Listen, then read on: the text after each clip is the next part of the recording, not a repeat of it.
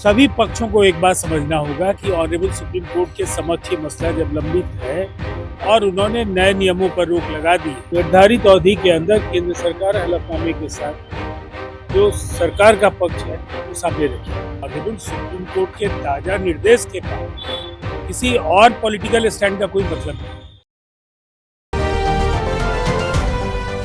नमस्कार, स्वराज पोस्ट देख रहे हैं। अपना नाम है निकेत पाठक। यूजीसी के नए नियमों को लेकर के देश भर में विरोध प्रदर्शन चल रहा था।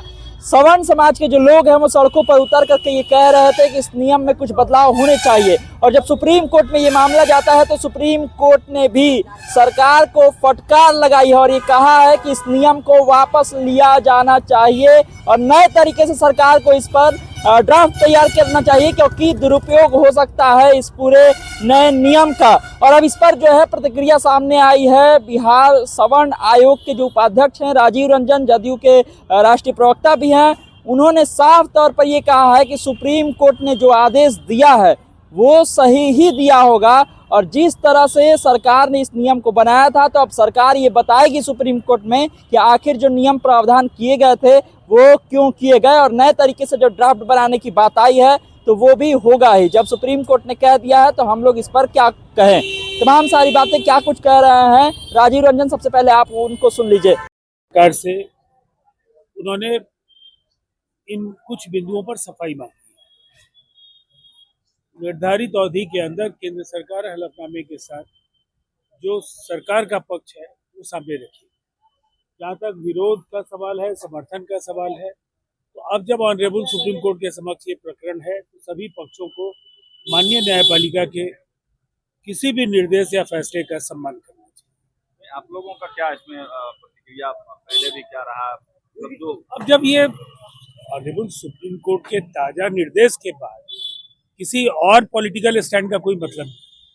सुप्रीम कोर्ट कहे कि उसमें भाषा स्पष्ट नहीं है, क्या आपको ऐसा लग रहा था कि उसमें कोई अब देखिए, फैसले का जब तक उनके निर्देश के पूरे मसौदे का अध्ययन नहीं होगा तब तक उस पर बिंदुवार बातें करना भी संभव नहीं। गांधी मैदान में 1 फरवरी को सड़कों पर भी उतरने वाले हैं समाज के। अब देखिए, बुनियादी तौर पर अब ये सभी पक्षों को एक बात समझना होगा कि ऑनरेबल सुप्रीम कोर्ट के समक्ष ये मसला जब लंबित है और उन्होंने नए नियमों पर रोक लगा दी है तो ये बेहद महत्वपूर्ण है। और अब जो कुछ भी है, जब आप न्यायपालिका के शरण में हैं तो वो सर्वोपरि है। ओबीसी को भी शामिल किया गया। एक छोटा सा सर, लैंड फॉर जॉब मामले में ट्रायल शुरू हो गया है फिर से, क्या कहेंगे? देखिए, अब सवाल है कि कहीं तो धन लिप्सा की कोई जो चाहत है उसकी कोई लक्ष्मण रेखा तो हो। पहले चारा घोटाला, IRCTC, land for job, Lalu ji और उनके परिवार ने जितने तरह के कारनामे किए तो ये तो वक्त आना ही था।